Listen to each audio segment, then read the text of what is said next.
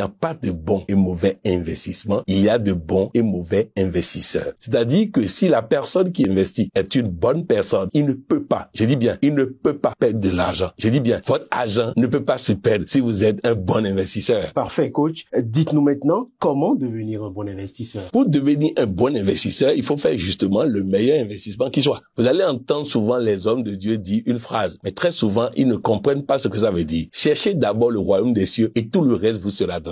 Investissez dans le royaume des cieux et tout le reste vous sera donné. Vous entendez souvent les gens dire le ciel et la terre. Le ciel, c'est à l'intérieur de nous. La terre, c'est à l'extérieur de nous. Autrement dit, le meilleur investissement qu'un être humain peut faire, c'est celui fait en lui-même. Je donne un exemple très simple. À quoi ça sert de gagner 10 millions et de dépenser les 10 millions pour se soigner? À quoi ça sert de gagner 100 millions et les 100 millions sont utilisés pour réparer ma maison, pour faire ceci, pour faire cela et je n'ai plus rien? Donc quand je vous parle d'investissement, on parle de ce que je fais pour avoir plus de santé, plus de joie, plus d'argent, plus de bonheur, plus de plaisir, plus d'années de vie. C'est ça. Il faut bonifier ma personne. Je vais vous dire ceci, les amis. Lorsque vous laissez des héritages, donc vous investissez dans bâtiments, vous investissez dans voitures, vous investissez dans les biens matériels et vous laissez ça aux enfants, ils vont se bagarrer, ils vont dilapider le tout et ils retourneront au chômage que vous voulez éviter. Mais par contre, si vous investissez en eux, ces enfants-là ne se préoccupent pas de votre héritage. Je vous défie de trouver un enfant de Warren Buffett qui va un jour manquer d'argent. Ça n'existe pas. Je vous défie de trouver un enfant de Bill Gates qui va un jour manquer d'argent. Ça n'existe pas. Ils n'ont pas besoin de l'héritage de papa. Warren Buffett a fait son testament. Ses enfants ne hériteront rien de lui, mais ils sont déjà en train de constituer leur fortune aussi parce que papa a investi en les enfants et non pour les enfants. Nous devons investir en les enfants, leur permettre d'avoir les connaissances, les attitudes nécessaires pour que quelle que soit l'adversité, quelles que soient les situations, ils puissent s'en sortir. Oui, je rappelle, je l'ai dit au début, cherchez d'abord le royaume des cieux, investissez à connaître l'intérieur et vous aurez tout. Les Américains ont l'habitude de le dire autrement. Ils disent le continent le plus riche n'est pas l'Afrique. Le continent le plus riche, c'est le cerveau humain. Si vous dépensez à faire un bon investissement en vous-même, ce passage de la parole de Dieu va se réaliser dans votre vie. Vous entendrez derrière vous une voix qui vous dira voici le chemin. Autrement dit, quand j'investis en moi et que j'arrive à être en phase avec Dieu, j'arrive à concilier le ciel et la terre, l'intérieur et l'extérieur, à partir de cet instant, lorsqu'on me propose un business, il y a une voix en moi qui doit me dire vas-y, n'y va pas. Vous comprenez donc pourquoi je disais il n'y a pas de bons et de mauvais investissements, il y a de bons et de mauvais investisseurs.